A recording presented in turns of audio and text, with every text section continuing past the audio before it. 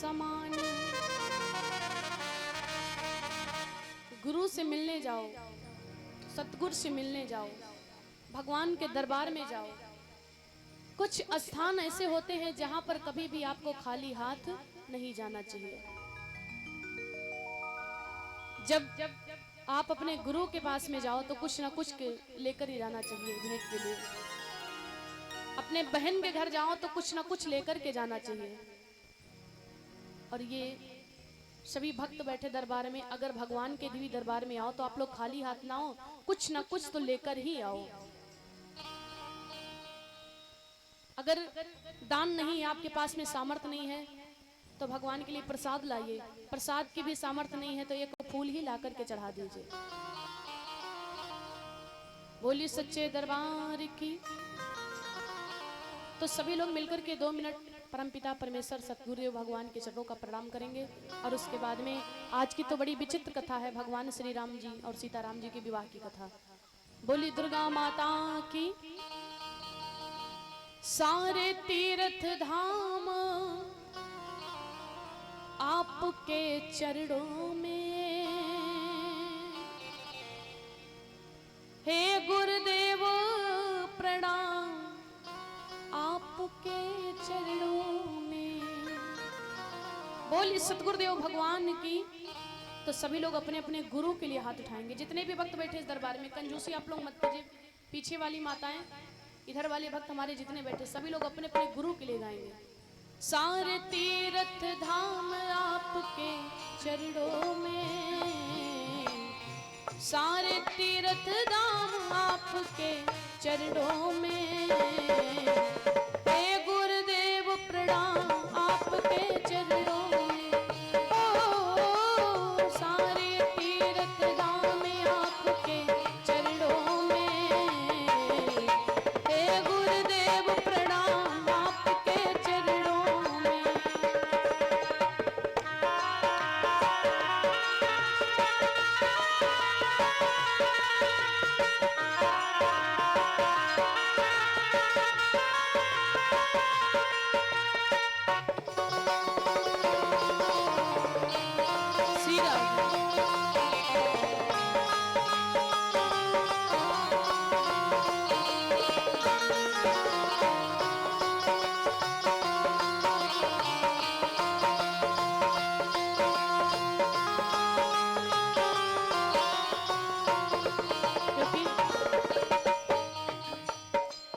जन्म के दाता मात पिता है, आप कर्म के दाता हैं, आप कर्म के।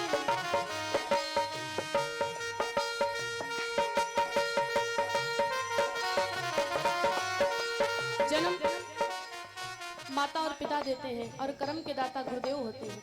जन्म के दाता मात पिता है, आप कर्म के दाता हैं, आप कर्म के दाता हैं। आप मिलाते हैं ईश्वर से, आप ही भाग विधाता है, आप ही भाग विधाता है। इसलिए हे गुरु ब्रह्मा हे गुरु विष्णु, हे गुरु ब्रह्मा हे गुरु विष्णु, हे शंकर भगवान आपके चरणों में, हे गुरुदेव प्रणाम आपके चरणों में। ओ सारे तीर्थ धाम आपके चरणों में, हे गुरुदेव प्रणाम आपके चरणों में।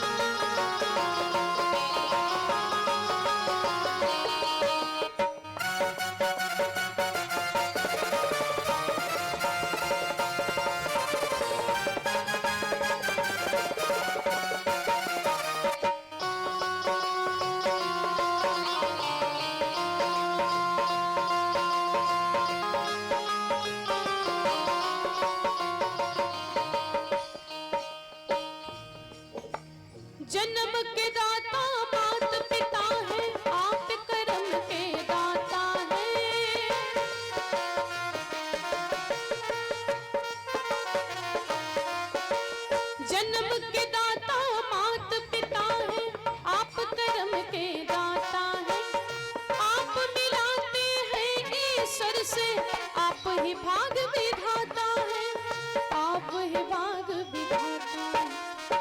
हे गुरु ब्रह्मा हे गुरु विष्णु, हे महादानी हे महाज्ञानी, रहूं मैं सुबह शाम आपके चरणों में। हे गुरुदेव प्रणाम आपके चरणों में,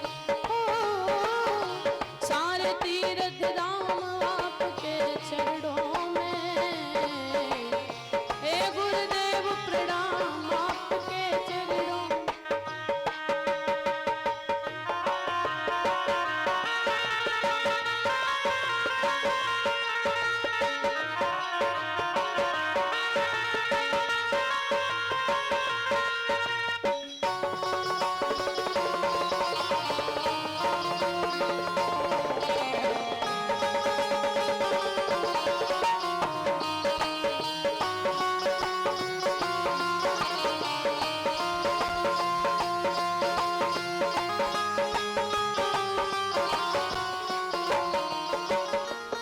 बोली सच्चे दरबार की।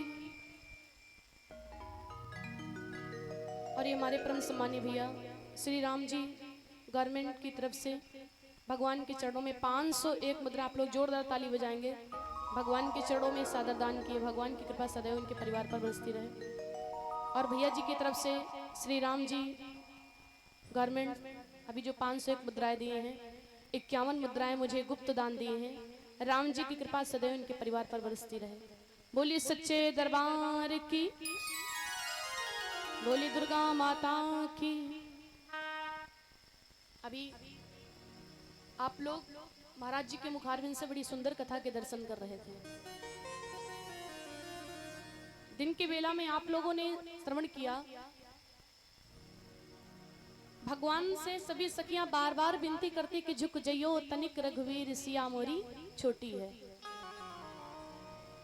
हजार बार विनती करती हैं, लेकिन भगवान ने शीश नहीं झुकाया।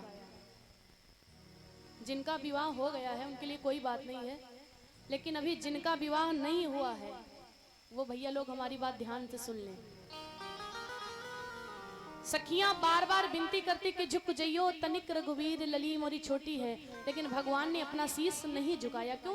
बोले नारियों के समक्ष में कभी भी शीश झुकाना नहीं चाहिए। और आजकल जैसे जमाना नहीं था, मैंने पहले भी बता दिया, आजकल लड़की जयमाल को लेकर के आए हाथ में माला, और लड़की जरा से इशारा करे कि लौंडो तुरंत ही झुका देती, जल्दी पहनो, देर हो रही है। लेकिन सखियां बार बार विनती करती हैं।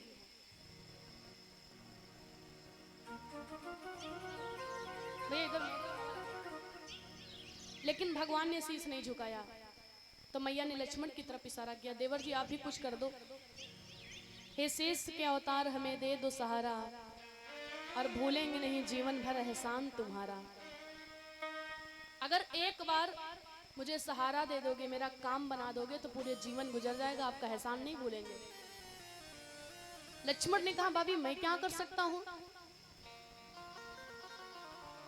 लक्ष्मण जी ने दिमाग लगाया, बोले एक उपाय है। क्या? लो भगवान के चरणों में हम दंडवत प्रणाम करेंगे, लेट करके प्रणाम करेंगे। और लक्ष्मण जी भगवान के चरणों को पकड़ करके पृथ्वी पर लेट गए। लक्ष्मण जी कहते कि आज जब तक के भैया मुझे उठाएंगे नहीं तब तक के हम उठेंगे नहीं। और कहते सुनो भाभी, जैसे भैया हमको उठाना चाहेंगे, झुकेंगे, आप तुरंत जयमाला पहरा देना। बोले ठीक है। मिच गई बात। 2 मिनट बीत गया, 5 मिनट बीत गए, 10 मिनट बीत गए। लक्ष्मण जी कसम खाए पड़े हैं, राम जी भी कसम खा लिया आज उठाएंगे नहीं चाहे जो हो जाए। और जब बड़ा समय बीत गया तो भगवान समझ गए लक्ष्मण की चालाकी कि ये उठने वाला नहीं है, और इसलिए भगवान ने झुक करके लक्ष्मण को जैसे उठाना चाहा, सीता मैया ने जयमाल पहरा दिया। बोली श्री रामचंद्र भगवान की।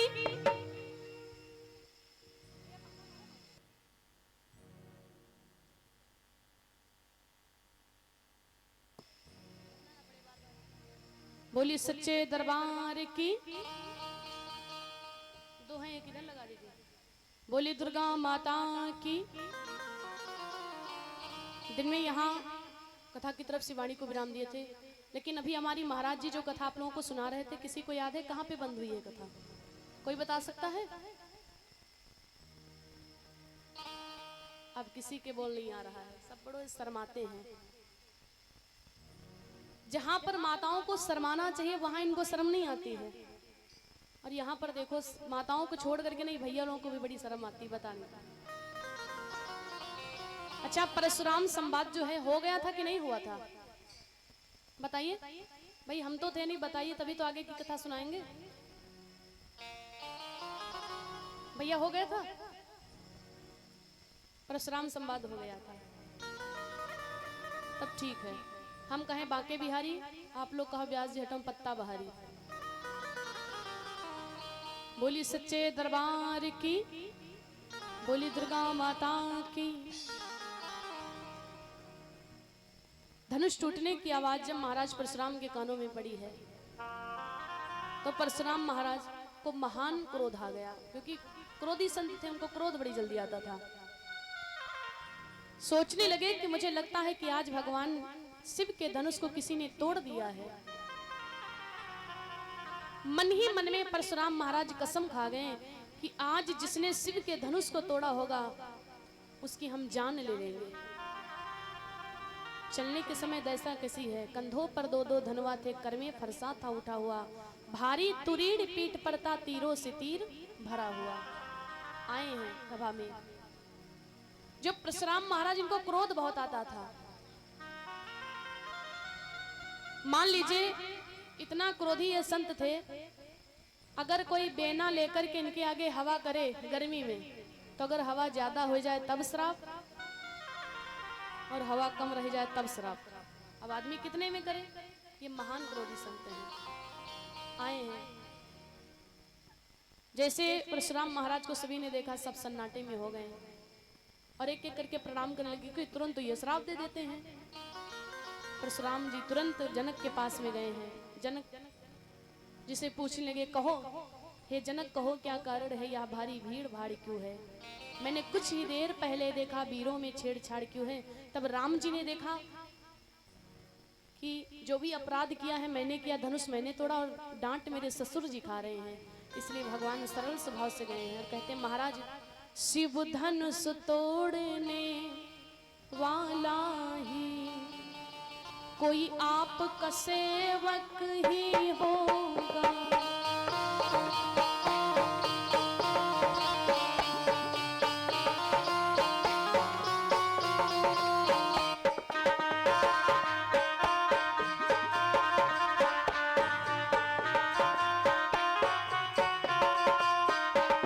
शिव धनुष तोड़ने वाला ही कोई आपका सेवक ही होगा।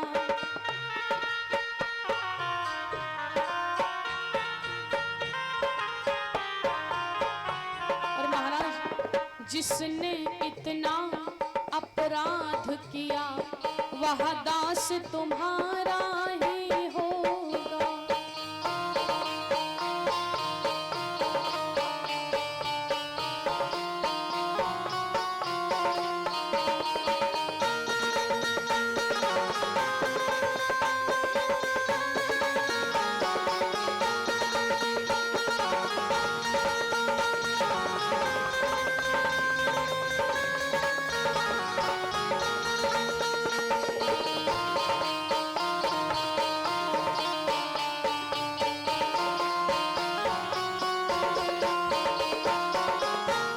बोली सच्चे दरबार की।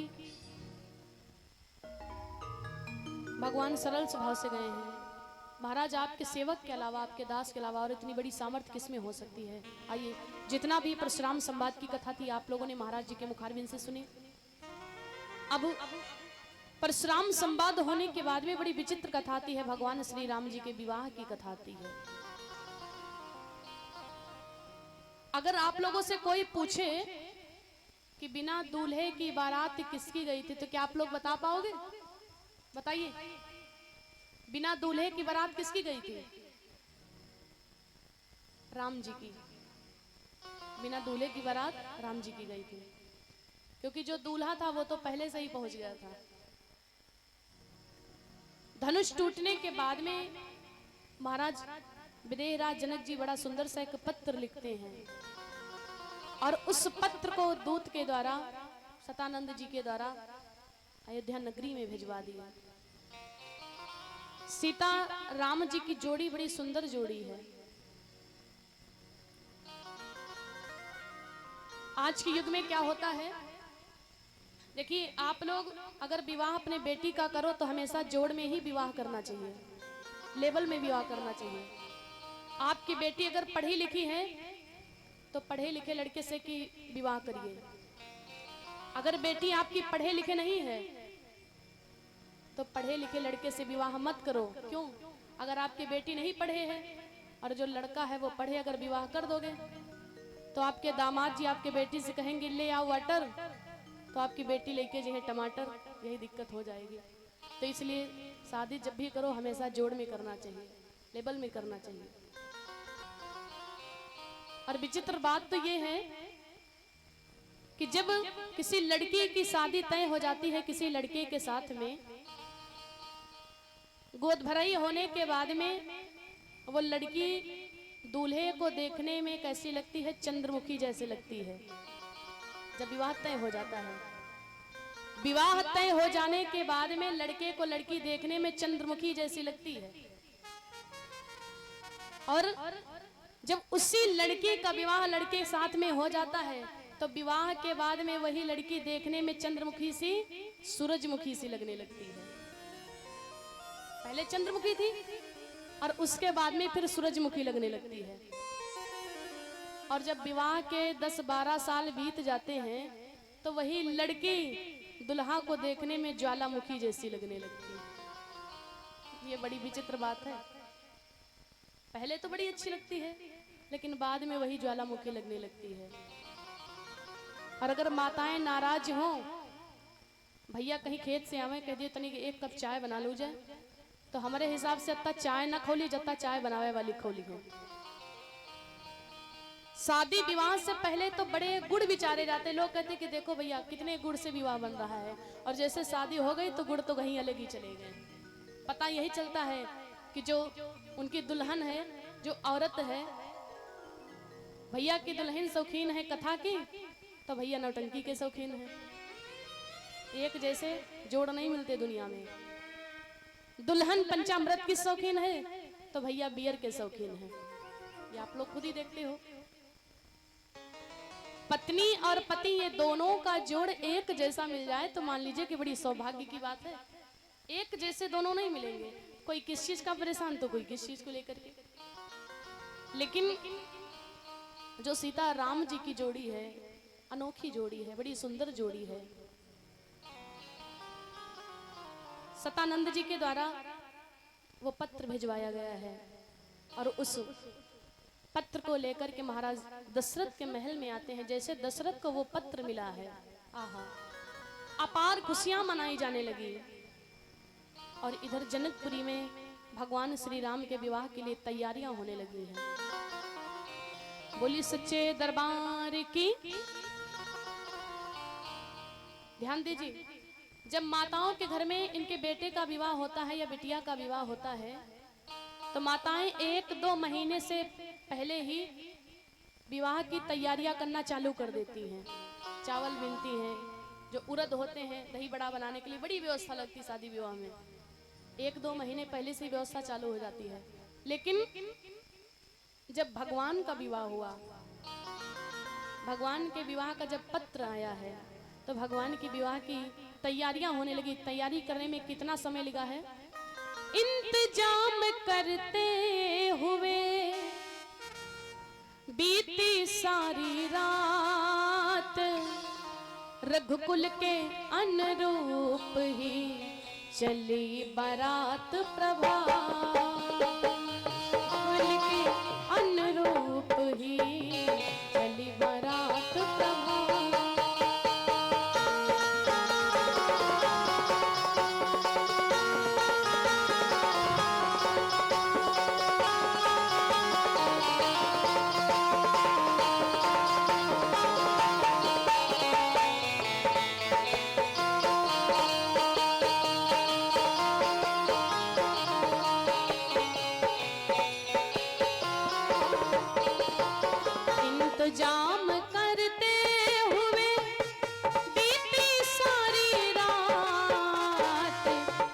रघुकुल के अनुरूप ही चली बारात प्रभात। रघुकुल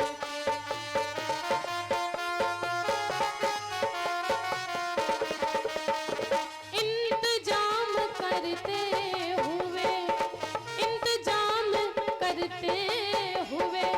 बीती सारी रात। रघुकुल के अनुरूप ही चली बारात प्रभात।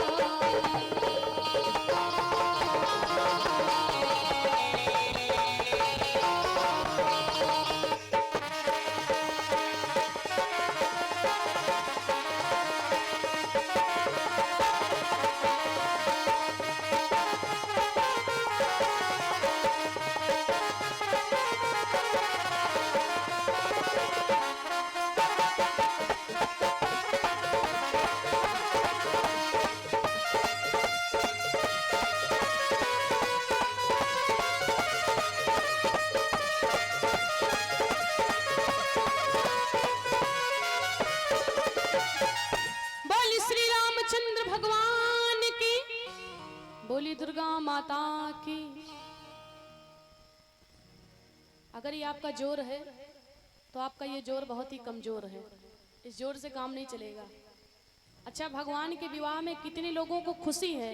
जिनको खुशी है वो लोग हाथ उठाएंगे, और जिनको भगवान के विवाह में दुख है वो लोग भैया नीचे रखेंगे। जितने लोगों को खुशी केवल वही हाथ उठाएंगे, पीछे वालों को दुख है। अच्छा, जब आदमी को किसी प्रकार की खुशी होती है तो वो क्या करता है? जब व्यक्ति को किसी प्रकार की खुशी होती है तो क्या करता है? नाचता है। और यहां से कितने लोग नाचेंगे भगवान के विवाह में? जरा हाथ उठाकर बताएंगे। कोई नहीं नाचेगा। जय हो। अभी माताओं के घर में जब शादी विवाह होता है, चाहे इनके बेटे का विवाह हो चाहे इनके भाई का विवाह हो, तो फिर कोई गाना छूटी ना हमारे हिसाब से। जिप्पा सब माताएं नाचे ना 2 मिनट। और भगवान के विवाह में देखो कितना शर्म चोरी। बोली सच्चे दरबार की, बोली दुर्गा माता की। भगवान के विवाह का इंतजाम होने लगा। इंतजाम करते हुए बीती सारी रात, पूरी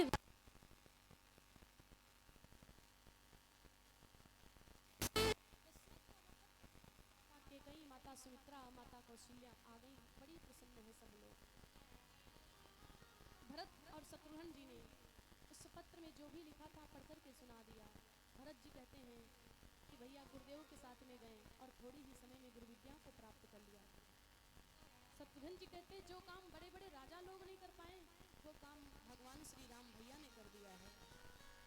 धनुष को तोड़ दिया। और इसलिए ये पत्र इसलिए लाया है कि अब अयोध्या नगरी से बारात लेकर के चला जाओ। जब भगवान के विवाह का इंतजाम हो गया, इंतजाम हो जाने के बाद में जितने भी अयोध्या वासी हैं सब नए नए बारात जाने के लिए। बोली सच्चे दरबार की। और हम अपने परम सम्मानीय बाबा प्रधान जी को बुलाएंगे, क्योंकि भगवान की बारात निकलने वाली है, इसलिए आकर के कुछ बाबा जी दान करें। जब विवाह होता है, चाहे बेटे का हो चाहे बेटी का हो, तो कुछ ना कुछ दान किया जाता है। जी सबसे पहले आ जाए भैया लोग जो इधर बैठे कुर्सी वालों, आप लोग भी आ जाइए, कुछ आकर के दान कीजिए। बोली सच्चे दरबार की, बोली दुर्गा माता की। आइए इधर सामने से सब लोग आएंगे।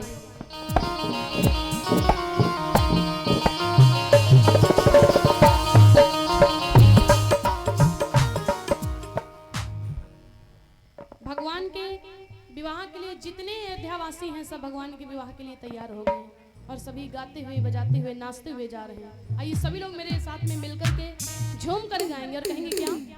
बोली सच्चे दरबार की,